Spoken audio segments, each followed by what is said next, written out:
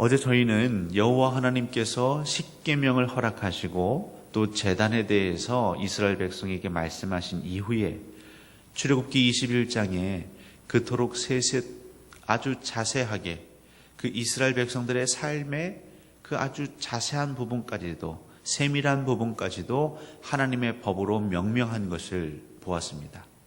그만큼 우리가 믿는 여호와 하나님은 그냥 그 하나님께 예배드리고 제물 바치는 것으로만 기뻐하시고 그것만 우리에게 원하시는 것이 아니라 실상은 우리의 일상, 우리의 살아가는 그 사사롭고 소소한 그 일상까지도 늘 주의 깊게 감찰하시는 하나님이시다. 오늘도 역시 그 법률은 계속 이어지고 있습니다. 여러분, 법이라고 할 때 법이 크게는 이제 두 가지의 형태로 구분할 수 있겠는데요.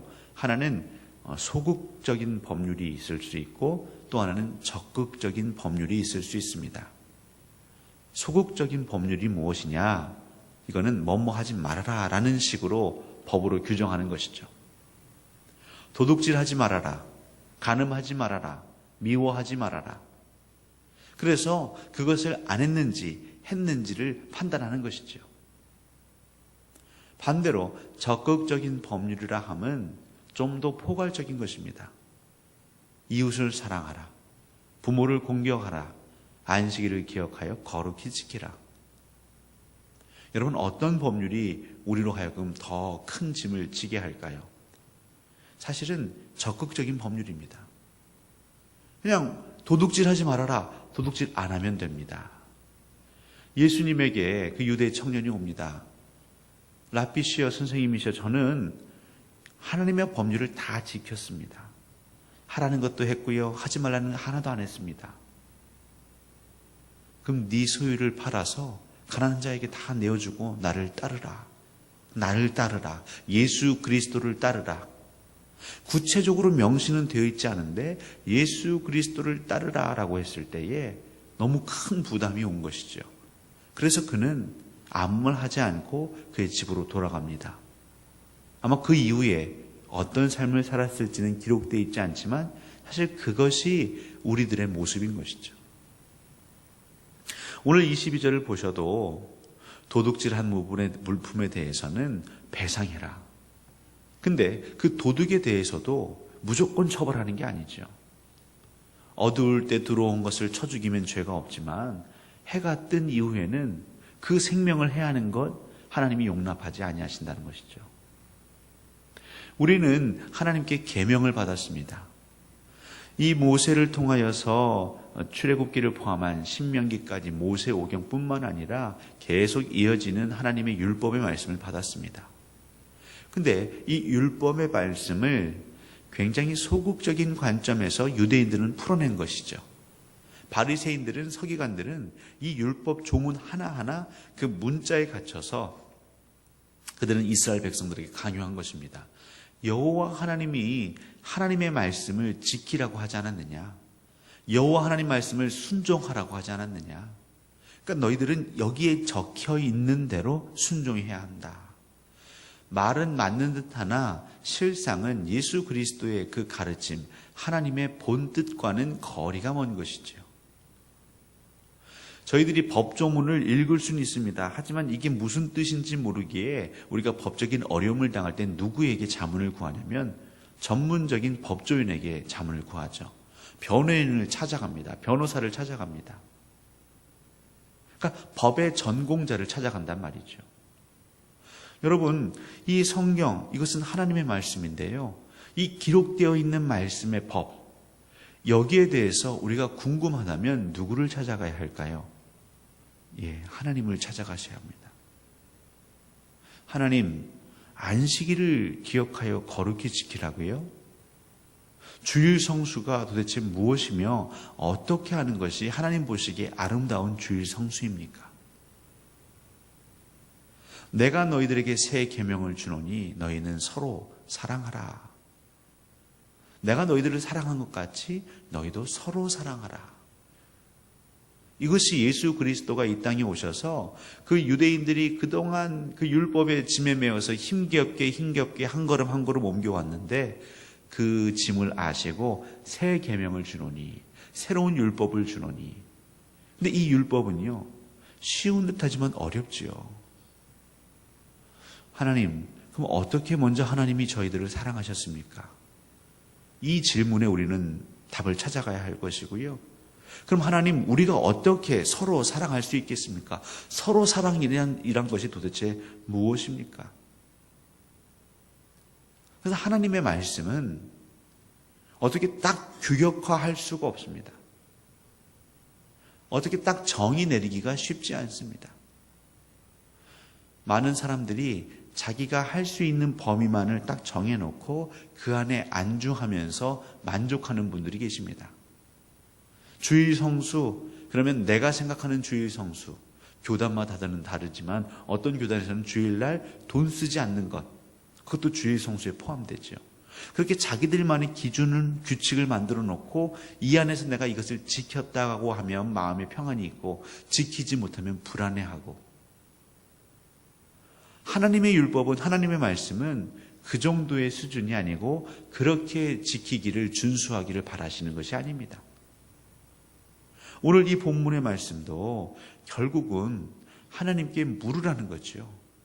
하나님, 도통 이 말씀이 무슨 말씀인지 모르겠습니다. 물론 우리 일상생활에서 임자에게 소나 낙이나 양을 배상하는 것 맞지요. 하지만 그 뒤로 가보십시오. 21절, 22절, 23절, 또 25절, 26절, 27절. 너는 이방 나그네를 압제하지 말라.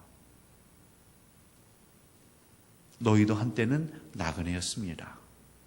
가난한 자에게 돈을 구워주고 이자를 받지 말라. 그의 겉옷을 받았다면 해지기 전에 돌려주라.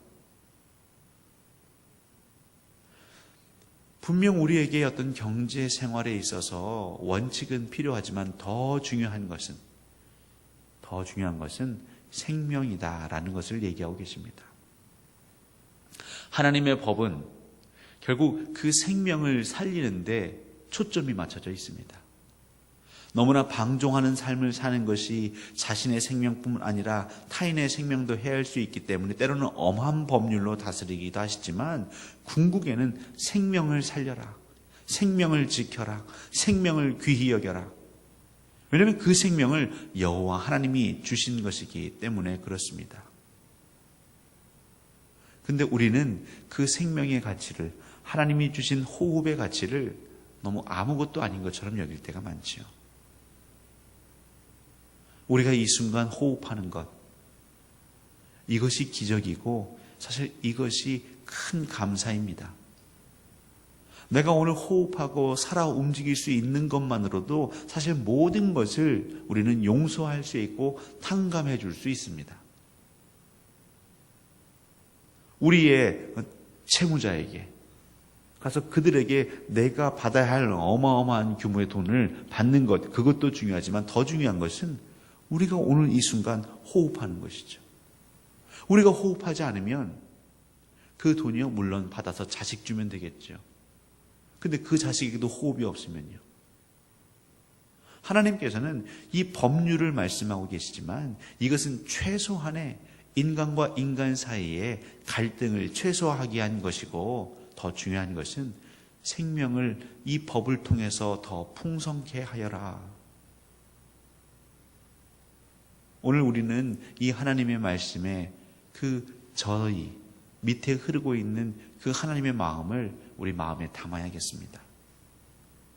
또한 여러분을 올가매고 있는 율법적인 신앙의 조항들이 있다면 거기서 자유해 주셔도 좋겠습니다.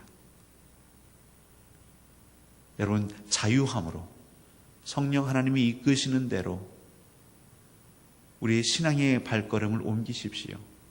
내가 무엇을 했기 때문에 뿌듯하고 무엇을 하지 않았기 때문에 불안하다면 그건 하나님이 주시는 마음이 아니고 우리가 만들어낸 그 구조가 주는 부담감입니다. 신앙생활은 때로는 교회 생활이라고 합니다. 근데 교회 생활이 율법 생활이 된다면 믿는 자들의 얼굴에서 평안을 찾아볼 수 없겠지요. 우리가 여러 가지로 규정하는 게 있습니다. 주일 성수, 헌금 생활, 봉사, 섬김. 여러분, 이 모든 것들 교회가 하라고 해서 우리의 규정이 있기 때문에 그 수준을 넘어서셔서 하나님이 내게 무엇을 원하시고 하나님이 내게 무엇을 주셨는가. 하나님 분명 말씀하십니다. 많이 준 자에게는 많이 찾는다 하셨습니다. 그게 제일 무서운 겁니다. 그럼 하나님 제게 무엇을 주셨습니까?